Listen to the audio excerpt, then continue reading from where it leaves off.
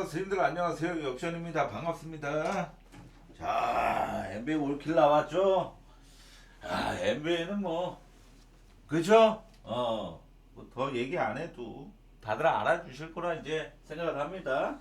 어제 영상픽 메인으로 뭐 봅니다. 얘기했던 거는 다 맞았어요. 영상만 보더라도 돈이 복사되는 방송을 시청하고 계십니다. 그죠? 야, NBA 지금 6일, 7일, 8일, 9일, 10일. 그죠? 계속 NBA는 그냥 보장된 검증된 카드고, 그리고 어제 주간도 2.8배 두 조합 중 한 조합 적중을 했습니다. 오늘의 NBA 올킬 너무 짜릿했어요. 미러키 오바도 4쿼터에 좀 해고바 쿼터가 나오면서 오바가 완성된 경기였고, 오클라호마 마엔도 엄청난 똥줄 경기였고, 사실 제가 이건 4쿼터 경기를 못 봐서 병원 가느냐고 못 봐서 경기 내용은 확실하게 모르겠지만, 뉴욕 마엔은 그냥 정말 공짜 보너스 배당급, 그리고 세크 오바도 푸근한 해고바 달성되면서 온리 핸디 언어브로만 메인 조합 두 조합 가서 싹 다 올킬. 야, 기가 막힙니다 정말로. 어제 분석도 잘 됐단 말이죠. 자, 오늘 역시도 또 좋은 성적 한번 내보겠습니다. 그죠? 자, 영상 솔직히 말해서 그저께도 이거 뭐야, 이날에도 덴버마에 무조건 갑니다 말씀드리고, 오늘은 뭐 말씀 안 드렸어도 모든 메인을 다 맞췄으니 무조건 도움이 됐고, 영상 따봉 좀 많이 돌려주세요 선생님들. 영상 따봉 누구보다 잘하고 있잖아요 솔직하게. 샬롯하고 레이커스 경기입니다. 라멜로 볼하고 브랜든 밀러, 조시 그린 결정하고, 마일즈 브리지스와 GTD입니다. 레이커스는 막시 클리버는 솔직히 복귀해도 별 영향가는 아예 없는 애고, 리브스가 GTD로 좀 격상한 게 주목할 만한 점이죠. 근데 레이커스 입장에서는 가뜩이나 지금 동부 원정 연전을 하고 있는 입장에서 샬럿이 얘네가 풀라인업도 아니고 라멜로 볼, 브랜든 밀러 1, 2옵션 없는 상황에서 굳이 오스틴 리브스를 출전시킬 가능성보다는 저는 이번에도 결장시킬 가능성이 좀 더 높다라고 봅니다. 자, 직접 마이애미 전에 아데바요 없는 마이애미에게 수비를 전혀 못하면서 18점 차 대패 당했던 샬럿이었죠. 크뉴펠이라는 애가 지금 샬럿에서 1옵션 놀이하고 있거든요. 직접 마이애미 전에 30득점을 기록했는데 개인야 투율이 39%대로 막 엄청난 효율을 기록한 경기는 아니었어요. 근데 이렇게 이름값 없는 애가 30득점이나 했으면 그래도 아주 잘한 경기이긴 합니다. 자, 결국에는 지금 마일즈 브리지스가 직전 경기 지금 오늘 GTD 걸려져 있는 거 보니까 몸 상태가 좀 이상이 있는지 직전 경기 엄청나게 범인 수준으로 못했거든요. 마이애미 전에. 그래서 지금 GTD, 지금 샬럿이 어찌됐건 지금 마일즈 브리지스가 무리해서 출연시킨다고 해서 결과를 바꿀 만한 인물은 또 아니기 때문에 결장으로 이어진다라면 지금 샬럿 라인업 보세요. 크뉴페라고 트레맨. 전 시즌 거의 사실상 시즌 아웃급으로 통으로 날렸던 트레맨. 아시겠지만 얘도 이제는 기대치가 거의 아예 없는 애고, 트레맨도 크뉴펠이라는 애도 직경이 30득점 그래 볼륨 채웠네 정말 좋았네. 야투율은 39%. 사실 엄청나게 초특급이다 뭐 이렇게 보기는 좀 애매한 그런 수준이란 말이죠. 지금 샬럿은 라인업이 이 정도입니다. 이 정도. 레이커스는 직전 애틀란타 전에 1, 2, 3 옵션 트레영, 젤런 존슨, 포르징기스 다 빠진 애틀 상대로 3쿼터 중간에 가비지 100개를 들어 올렸죠. 19개의 턴오버. 돈치치랑 에이튼 둘이 합쳐서 8턴오버를 범했습니다. 즉 애틀란타 젊은 선수들의 패기 넘치는 압박 수비에 대처를 전혀 못해서 망친 경기였어요.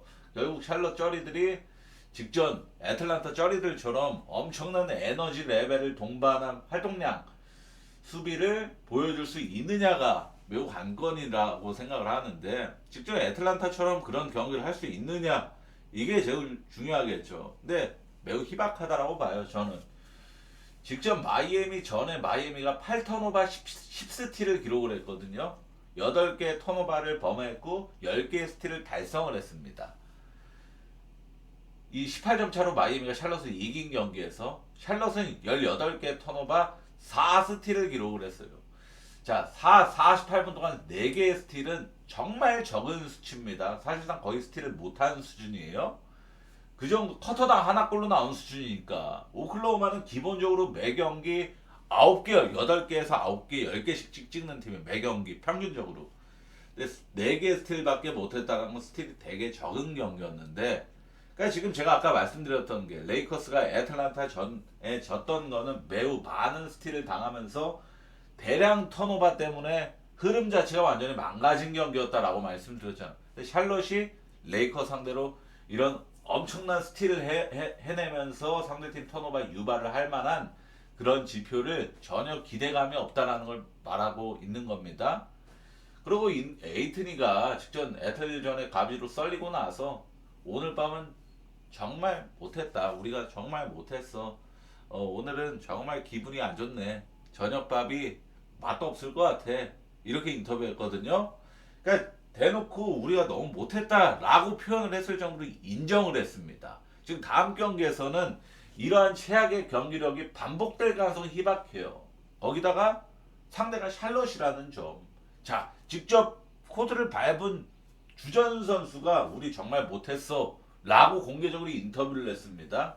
그리고 돈치치는 이렇게 정말 누가 봐도 야 이게 말이 된다고 하는 패배를 당한 다음에는 거의 블리치 보신 분들 아시지만 만카이 초사이어인 변신하는 것 마냥 각성을 하는 선수로 좀 유명하기도 하죠. 근데 거기다가 이게 이 각성도 상대에 따라서 보는 건데 거기다 지금 1, 2옵션 다 빠진 샬럿 상대다? 안 볼 수가 없죠. 지금 레이커스의 반등각, 각성각 이런 거를 안 볼 수가 없는 경기예요, 사실. 지금 샬럿은 사실 브랜든 밀러, 라멜로 볼 없고 마일즈 브리지스 결정한다? 사실상 지금 라인업 솔직히 좀 과장해서까지 얘기하면 G리그 라인업. 솔직히 기대치 솔직히 없는 라인업. 지금 현존 하는 30개 팀 브루클린보다도 인디애나 브루클린 댈러스 이런 애들보다도 더 라인업 수준 더 밑에 이 정도예요. 근데 이 기준점이 솔직히 원정 라인이라서 만약에 혹시라도 막 10.5, 11.5, 야 레이커스 직접 경기 되게 못하는데 이 정도 핸디캡 받았어? 이런 생각이 들어서 좀 쫄릴 건데 7.5 받았다? 레이커스 많이 보는 게 맞다라고 봅니다. 레이커스 많이 볼게요. 디트랑 워싱턴 경기는 이 경기는 사실 결장자책하고 가야 되는 경기라고 봐요. 디트 많이 보는 게 우선 맞죠. 지금 당장 놓여진 상황에서는. 근데 워싱턴이 지금 워낙에 저점을 보이고 있으니까. 근데 디트 마인을 가려면은 돌발 결정은 최소 없어야 된다고 생각을 합니다. 디트가 지금 최근 경기를 얘네 결정하고 있는 상황에서 얘네가 디트에서 다 내용이 있는 애들이에요. 세서도 어찌됐건 핵심 식스맨으로 코트를 양껏 밟는 애로 지금 디트가 지금 최우선으로 키우는 유망주가 세서고 그리고 토바이어스 해리슨 불박이 주전이죠. 스튜어트는 주전하고 벤치하고 왔다 갔다 하지만 근 주전만큼도 뛰는 애고 제이든 아이비는 사실상 팀에서 거의 올 시즌 뭐 출전한 적 한 번도 없었지만 핵심 멤버고 그러니까 디트가 지금 최근 박스스코어 보시면 아시겠지만 8인 9인 로테이션을 고집하고 있단 말이죠. 그렇다고 얘네가 식스맨에서 경쟁력이 좋은 팀도 아니고 그러니까 여기서 만약에 백투백 지금 요즘 아시겠지만 백투백 경기에서 높은 확률로 한두 명씩은 돌발 결장이 뜨고 있잖아요. 어느 팀이건 간에 덴버는 뭐 홈런 백투백이어도 이동거리 없는 홈런 백투백이어도 자발머리에 이런 거든 돌발 결장 떴잖아요. 그런 것처럼 지금 이 백투백에서는 돌발 결장이 제일 무서운 건데 디트가 지금 이 뎁스에서 돌발 결장 한 명이라도 뜨면 이거는 디트 마인이 매우 불리해진다라고 생각을 해서 저는 결장 대체크 필수인 경기라고 봅니다. 올랜도랑 포틀랜드 경기는 자 포틀랜드는 스쿠 텐더슨 타입을 위슬리가 결장을 하죠. 올랜도가 4일 동안 세 번째 경기에다가 백투백 여파까지 딸려진 경기죠. 물론 이동거리가 없는 홈 연전만 지금 3번 연속 치르는 건데 보스턴과의 리턴 매치 2연전에서 반케로, 데스몬드 베인, 프렌치 바그너, 빅3 3명 모두 35분 이상 다 출전했습니다. 두 경기 모두. 그러니까 결국에는 이 두 경기에서 체력 소모가 너무 컸을 가능성이 높아요. 출전 시간 조절도 못했고 왜냐 컵 경기에선 보스턴 보스턴이 절대 가비지 안 하고 끝까지 2분 동안 5초 만에 공격하고 8초 만에 공격하고 이래가지고 주전 못 뺐고 오늘은 4점 차로 해건도 양상 속에서 4점 차로 진 경기가 올랜도가 진 경기라서 당연히 주전 뺄 수 있는 경기가 아니었고 그러다 보니까 이 백투백 여파는 홈온 백투백이더라도 여파가 있을 가능성이 높다라고 봅니다. 특히 오늘 같은 이 언더 경기에다가 접전 승부는 체력 소모가 제일 큰 경기예요. 그리고 올랜도가 서부팀 상대로 정말 약한 팀이기도 합니다. 전 시즌 올랜도가 아시겠지만 플레이오프를 진출한 팀이었음에도 불구하고 서부팀 상대로 몇 승 몇 패? 10승 20패. 평균 득점은 102점에 불과한 수준이었고 서부팀 상대로 그냥 약한 팀입니다. 홈에서도 서부팀 상대로 5승 10패였어요. 원정하고 똑같았습니다. 그 정도로 서부팀 상대로는 승보다 패가 2배씩이나 많았던 게 바로 올랜도입니다. 반대로 포틀랜드가 전 시즌 동부팀 킬러러 소리까지 들었던 팀이거든요. 이거는 한국 해설자도 동부팀 킬러라는 단어를 포틀랜드 경기 중계할 때 직접 사용했을 정도로 동부팀 킬러라고 많이 인정을 받았던 게 바로 포틀랜드입니다. 전 시즌 동부팀 상대 17승 13패. 전 시즌에 포틀랜드 플레이오프 진출한 팀도 아니고 거의 하위권에 있었던 팀이었는데도 동부팀 상대로는 패보다 승이 더 많았어요. 동부 원정 경기도 9승 6패였습니다. 전 시즌 두 번의 맞대결도 포틀랜드가 다 이겼었고 일정상 체력상으로도 포틀랜드가 우위. 거기다 올 시즌 원정 경기에서 2승 2패 거두고 있는 포틀랜드인데 원정 나가면 되게 많이 약해지는 팀들이 벌써 몇몇 보이죠. 여기 안 적혀있지만 샌안토니오도 마찬가지고 피닉스도 마찬가지고 골스, 레이커스, 유타, 미러키 여러 보이는데 벌써 포틀랜드는 사실 그냥 원정에서 2승 2패 정도면은 원정에서 약하다고 볼 수도 없단 말이죠. 오늘 원정에서도 전찰사도 상당히 많았고 포틀 프레메인으로 서브는 포틀 역배승 보겠습니다. 저는 이 경기는 마이애미랑 클빌 경기인데 히로랑 아데바요 결장하고 클브름 스트러스 계속 결장하고 있고 레리넨스 주니어 GTD는 사실 막 비중 높게 생각할 만한 GTD는 아니고 마이애미가 홈연전 치르는 상황인데 앞전 홈연전 두 경기는 모두 승리하면서 연승 모드를 지금 달리고 있죠. 샬럿전은 야투 폭발 그리고 턴오버 유발로 18점 차 대승. 직전 포틀 전에도 팀야투 51%를 기록하면서 매우 좋은 공격력과 더불어 대량 턴오버 유발로 승리한 경기였습니다.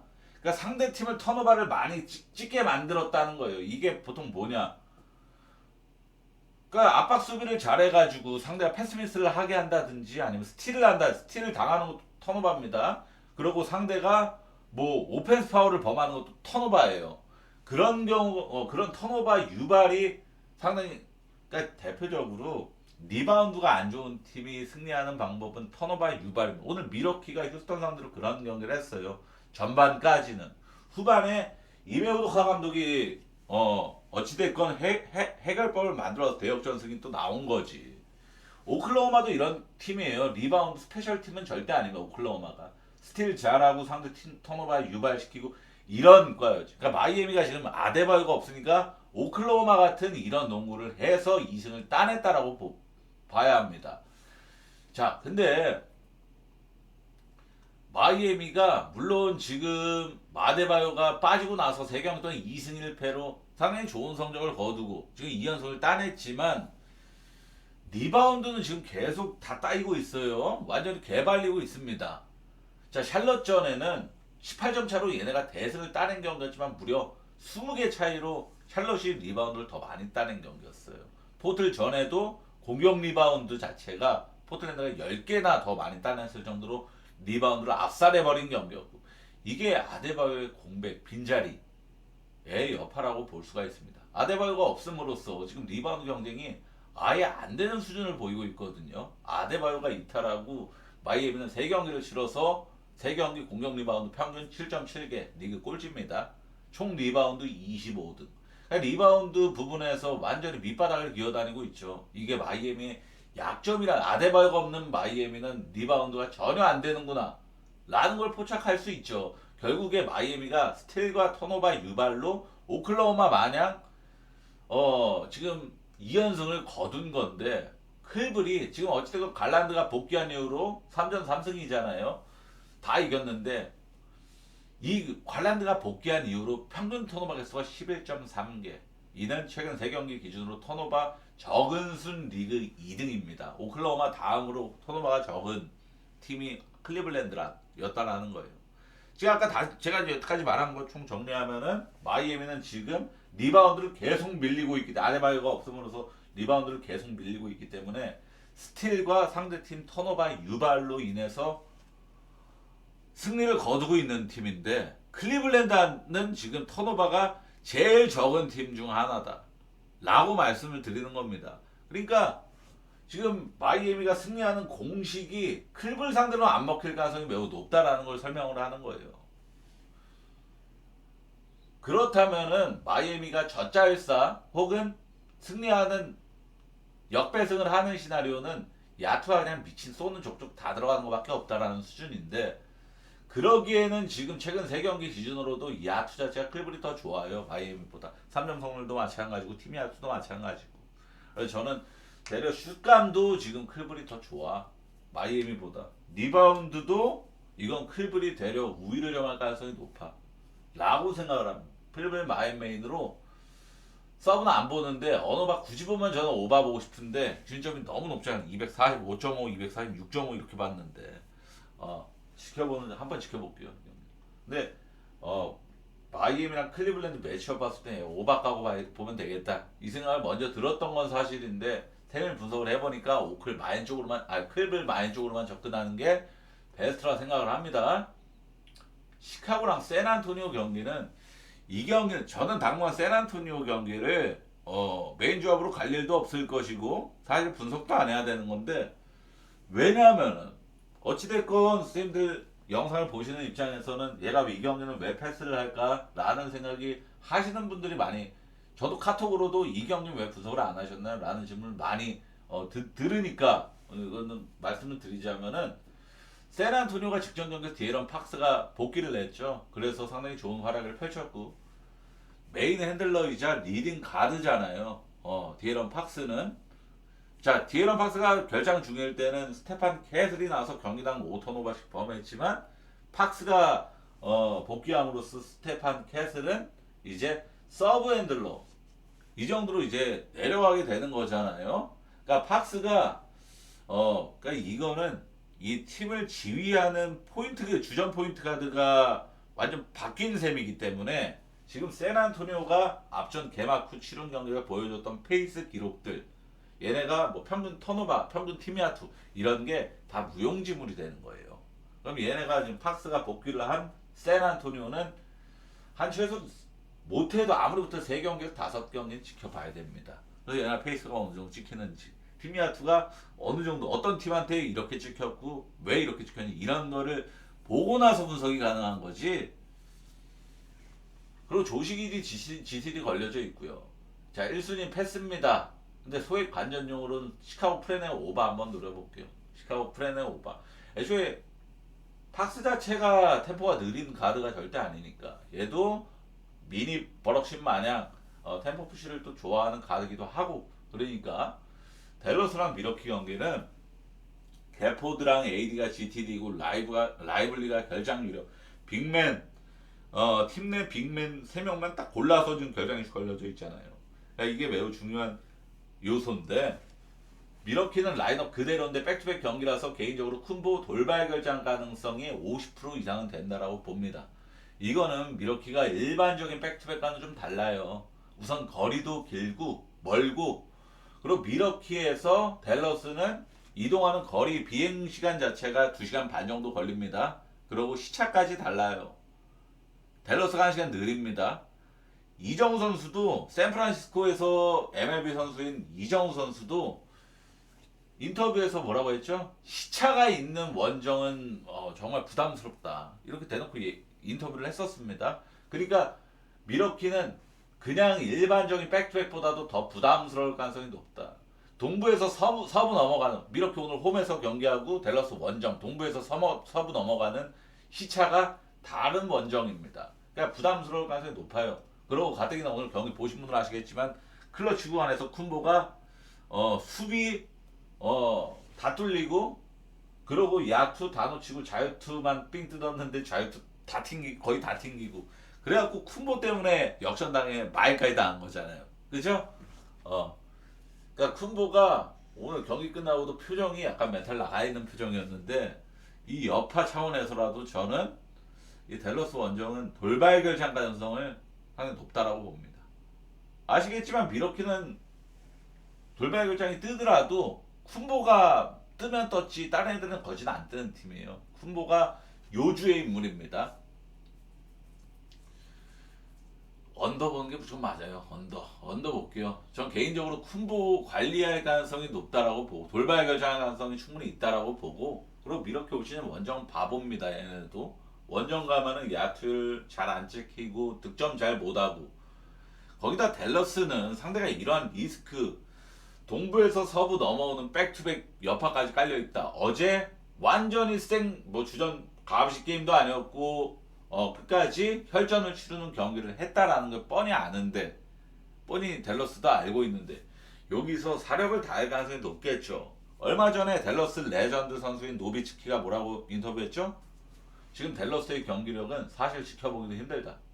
이게 솔직히 노비츠키가 그나마 순화해서 얘기한 거지 족같이 못한다고 한 겁니다. 사실 지금 댈러스가 그 정도로 못해요. 지금 제대로 된 슈터 자체가 없다고 봐야 될 정도예요. 야투 터져서 이기는 흔히 말하는 야 쟤네 오늘 3점 쏘는 족다 들어가네 이런 기대치가 댈러스는 1도 없어요. 올 시즌 평균 득점 꼴찌 3점 성공률 29등 오펜 레이팅이 29등 TS 사실상 슈팅 능력 순위 28등 그러니까 다 밑바닥이잖아. 공격 쪽 이 슛과 관련된 지표는 다 밑바닥입니다. 미러키도 쩌리 군단 나올 것 같은 저는 쿤보 결장을 예상을 하니까 얘네가 그나마 골스 상대로 120점 넣고 이겼던 거는 그나마 홈 경기 버프라도 받았던 경기였지. 자 거의 동부에서 서부 넘어오는 극심한 백투백 여파까지 깔려져 있는 상황에서 원정 경기에서 직전 골스전 같은 120득점 기록하는 이런 경기력이 나온다? 상당히 굉장히 어렵다라고 봐요. 언더 보는 게 맞다라고 봅니다. 언더. 피닉스랑 뉴올리언즈 경기는 제일런들이 또 부상을 당했죠. 8주 부상이라고 합니다. 그리고 뉴올은 자이언 윌리엄스, 조던풀 결장 확정이고 이브미시가 GTD인데 최근 뉴올리언즈의 박스 스코어를 정리하면서 느낀 건데 좀 공격적인 농구를 좀 하는 것 같아요. 아무래도 자이언 윌리엄스라는 좀 억제기가 없다 보니까 좀 템포도 좀 빠르게 가져가고 3점도 평소보다 많이 올라가고 이런 느낌이긴 한데 근데 사실 직전 경기 샌안토니오전 보니까 뉴올 진짜 잘하더라 이런 생각이 드신 분도 계세요. 저도 경기 보면서 그런 생각을 했는데 박스 스코어 정리를 하니까 이래서 이랬구나 이런 게 나오거든요. 진단이 나오는데 솔직히 직전 샌안전에는 뉴올 입장에서 굉장히 큰 뽀록이 터졌다 이렇게밖에 생각을 할 수 없어. 왜냐 직전 경기에서 트레이 머피 3세가 41득점을 냈어요. 41득점이면은 거기다가 얘가 뭐 야투율 뭐 30%대 40%대로 찍은 게 아니라 개인 야투율 68.2%, 근 70%를 찍고 3점을 45% 찍으면서 41득점을 냈다. 이건 커리어 하이죠. 트레이 머피가 뭐 득점 커리어 하이가 아니라 효율까지 다 생각하면은 그냥 인생 경기했던 거죠. 트레이 머피가 진짜로 뭘 하든 되는 날이었잖아요. 그런데도 결과는 7점차 패배였습니다. 자, 뉴올리언즈 지금 이 라인업에서 사딕 베이가 지금 주전으로 나오고 있는 라인업에서 전 시즌 사실상 시즌 아웃으로 공백이 있었던 선수였고 전년 시즌도 디트로이트에서 식스맨으로 기용도 받을까 말까 했던 선수가 지금 주전으로 나오고 있는 뉴올리언즈에서 왜 샌안토니오 전에 왜 젖잘스타를 했느냐 왜 프렌을 찍었느냐 머피 3세의 개인 야투 70%에 41득점이라는 정말 루카 돈치치랑 요키치랑 퓨전하는 수준의 활약을 했으니까 그런 인생 경기가 나왔으니까 프렌을 찍은 거고 상식적으로 얘네가 지금 이 머피 3세가 이런 활약을 밥 먹듯이 할 수 있는 선수면은 지금 뉴올리언즈에 안 있습니다. 기본적으로 지금 뭐 빅마켓 팀에서 벌써부터 얘 트레이드 뉴스만 매일 잔뜩 뜰 그 정도로 되겠죠. 그러니까 뽀록인 거예요. 흔히 쉽게 말해서 정말 아주 큰 로또 1등급의 뽀록이 터진 경기였다. 근데도 7점 차로 졌다. 이게 주된 내용이에요. 피닉스가 오시면 홈에서 좋은 팀입니다. 4승 1패를 거두고 있고, 그러고 홈에서는 마진 자체도 좋은 팀이에요.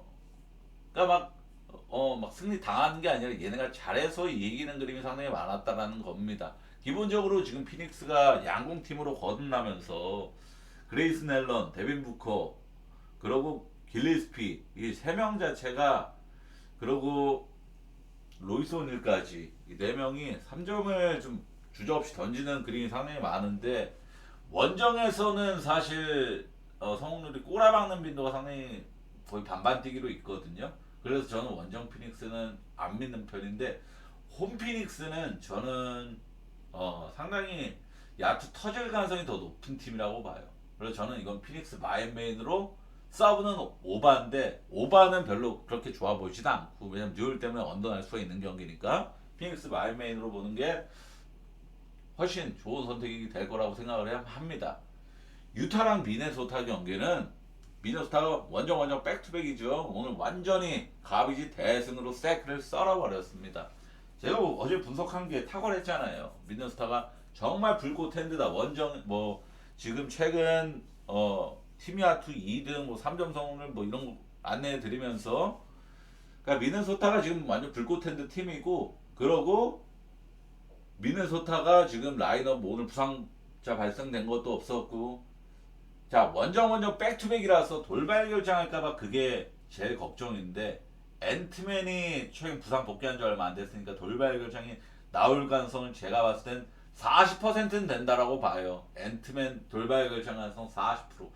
근데 그래도 제 픽은 변함은 없습니다. 앤트맨이 돌발 결정을 하더라도, 지금 앤트맨이 혼자서 원맨쇼 해가지고 미네소타 핫핸드가 아니라 전체적으로 맥다니엘스를 비롯한 나즈 리드도 마찬가지고, 줄리어스 랜들도 마찬가지고, 디빈첸조도 다 손에 손잡 다 같이 지금 핫핸드인 흐름이긴 해요. 그건 제가 확실히 압니다. 자, 그리고 미네소타의 핀치 감독이 돌발 결정 이런 걸 띄우는 스타일은 아니에요, 사실. 근데 이번 시즌 NBA 트렌드 자체가 로드 매니지먼트라고 그래갖고, 그 마이클 조던이 엄청나게 그걸 비난을 했죠. 관중들은 큰 돈을 내고 너를 보러 오는 건데, 너네는 부상 당할까 무서워서 이런 거 신경 쓰고 이런 거 보면 난 좀 많이 실망스러워, 이런 인터뷰를 했었죠. 자, 우선은 미네소타가 굉장히 핫핸드라는 건 열심히 지금 얘기를 했고, 그리고 유타가 지금 올 시즌 홈 경기를 3번밖에 안 하긴 했는데 평균 득점이 133.7이에요. 그러니까 많이 좀 버품이 깔려져 있긴 하죠.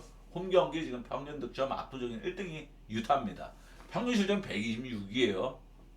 기본적으로 수비는 안 될 수밖에 없는 팀이기 때문에 더하면 260대거든요. 지금 홈에서 평균 260점 정도의 경기가 나온다라는 걸 뜻합니다. 물론 3경기밖에 안 치고 표본이 매우 적지만, 홈 유타는 원정 유타랑 아예 다른 팀이라 생각을 해야 돼요.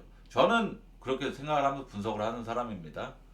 MLB 콜로라도랑 마찬가지. MLB도 콜로라도도 쿠어스필드 경기냐 아니면 원정 나가는 경기냐에 따라 경기력이 완전 천차만별로 변하는 팀이죠. 전 시즌엔 고만고만했지만 불과 한 3년 전까지는 콜로라도가 홈 원정 차이가 거의 완전 다중인격 수준으로 바뀌었단 말이죠. 자, 얼마 전 양팀 맞대결이 있었죠. 당시는 미네소타 홈이었고 원정 유타였습니다. 137대 97. 압도적인 가비지 승리가 나왔죠. 3.5점 기준점에서 3.5점 차로 오버가 난 경기였어요. 당시 미네소타가 팀이 또 57%, 3점 47%. 그냥 쏘는 족족 다 들어간 경기였고, 유타가 그냥 속수무책으로 수비를 못한 경기였죠. 상대가 우선 팀이아트로 57%, 3점 47% 기록했으면은 유타가 수비를 당연히 못한 겁니다. 그리고 유타가 팀이아트로 30%대, 3점 20%대. 제가 이런 야투를 보고 항상 하는 말이 있죠. 여자 농구 했다. 여자 농구 수준의 야투를 기록을 했습니다. 자, NBA에서 두 팀 중에 한 팀이 팀야투 30%대, 3점 20%대 꼬라박고 오바 뜨는 경우 되게 드뭅니다. 근데 이 경기는 비록 3.5점 차밖에 안 됐지만 오바가 떠긴 떴어요. 우선 이 경기 자체가 페이스가 106.5로 굉장히 빠른 경기였습니다. 106.5면 굉장히 빠른 경기예요. 매우 매우. 그리고 마카레니가 싸도 정도껏 싼 게 아니라 엄청나게 푸짐하게 쌌죠. 12득점 개인 야투 20%대, 럭키치 3득점 2턴오버. 주전으로 나온 두 명이 빅맨 두 명이 이꾸라지를 냈습니다. 유타의 빅맨들이 그냥 완전히 아무것도 못한 그림자보다 못한 그런 수준이었고, 이건 서두에 말씀드렸듯이 유타가 홈하고 원정 아예 다른 인격을 갖고 있는 팀이다. 홈에서는 얘네도 체면치레라도 하려고. 자, 불과 얘네가 직전 경기 미네소타한테 진짜 개망신. 그럼 몇 점 차였죠 이게? 40몇 점. 40점 차로 딱 졌네. 40점 차라는 역사적인 대패를 당하고서 이거 홈 경기에서 또 일방적으로 찢어진다? 얘네도 이번에는 유타도 어느 정도 반등, 좋은 공격력이 나올 가능성이 충분히 있단 말이죠. 비누스타가 올 시즌에 오늘 뭐 세크전에 수비 에너지 정말 좋고 잘하는 모습 보였지만 얘네도 원정 백투백에서 또다시 이런 수비 에너지 철철 넘칠 가능성은 드뭅니다. 그리고 유타가 홈에서 평균점 133, 이게 아무리 솔직히 말해서 거품이 잔뜩 낀 거지만 133은 쉽게 찍을 수 있는 평균 득점이 아니에요. 사실 세 경기 동안. 그 정도로 홈 유타가 미네소타 상대로 최소한 직전 경기보다 훨씬 반등하는 공격력을 보일 것이다. 팀 야투 30%대, 3점 20%대 그런 수준의 터무니없는 야투는 찍지 않을 것이다. 그리고 미네소타는 지금 의심할 여지가 없어요. 핫핸드.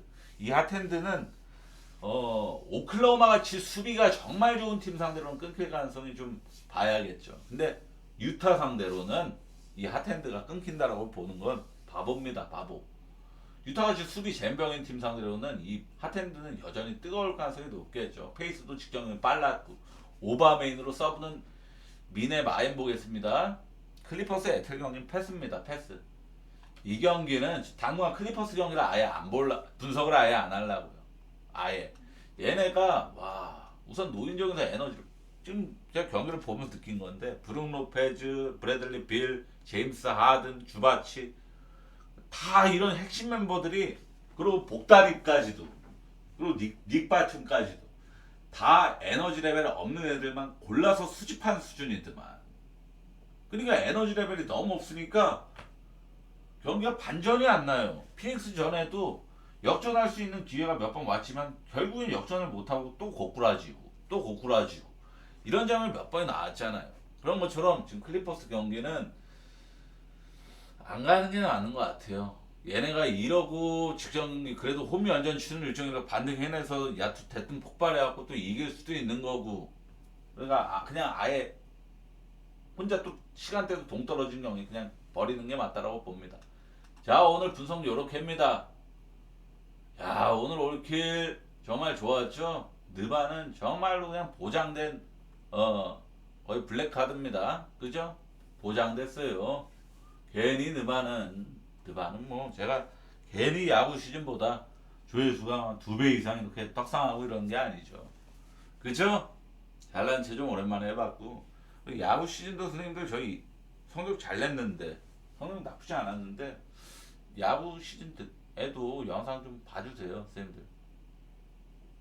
그죠? 야구 시즌도 충분히 잘했습니다. 연승도 정말 많이 했고. 자 선생님들 시청해 정말 감사합니다.